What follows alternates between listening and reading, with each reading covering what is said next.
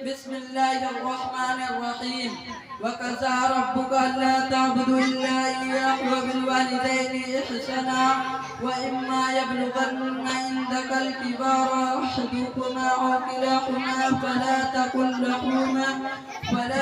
लहुमा उफ़्फ़िन व ला तनहरहुमा व क़ुल लहुमा क़ौलन करीमा वाख़फ़िज़ लहुमा जनाह अज़्ज़ुल्लि मिनर रहमति व क़ुल रब्बि इरहमहुमा कमा रब्बयानी सगीरा। सदक़ल्लाहुल अज़ीम।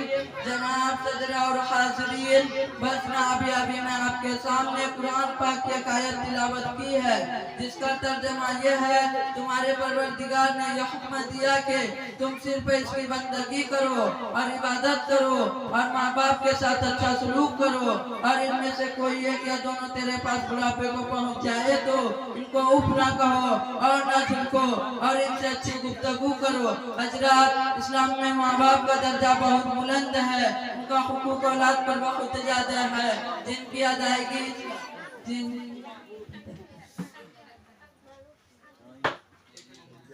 जब से जरूरी है।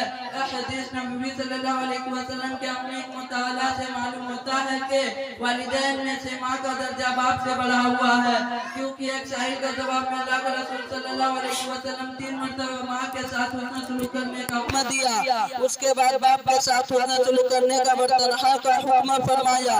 अल-ग़ीज़र माहवया बाप दोनों के साथ हुस्न सलूक करने का हुक्म दिया। कुफ्र व शिर्क की इस्तिस्नाई सूरतों को छोड़कर हर सूरत में माँ बाप का हुक्म की इताअत व ताबेदारी और इनका कहना मानना होगा। इसी से अल्लाह और उसके रसूल खुश होता है, और अगर अगर इसके बरअक्स का में मामला होगा तो खुदा और उसके रसूल नाखुश होंगे। एक रिवायत में आया कि खुदा की रजामंदी वालिदैन की रजामंदी पर मौकूफ है और खुदा की नाराजगी वालिदैन की नाराजगी पर है। यानी अगर किसी ने अपने वालिदैन को किसी भी तरीके से नाराज कर दिया तो उसने अपने खुदा को नाराज कर दिया, और अगर किसी ने अपने वालिदैन को खुश किया तो वो या उसने अपने खुदा को खुश किया।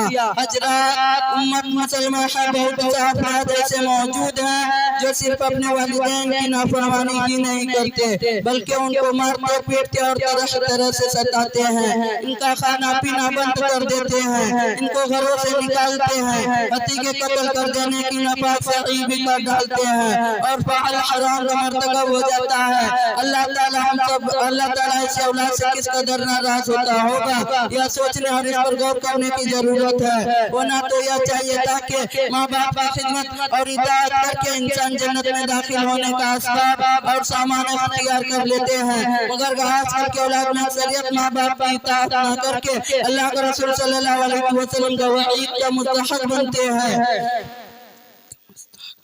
हम सबको वालिदैन की इताअत वाला बनाए। आमीन व आमीन।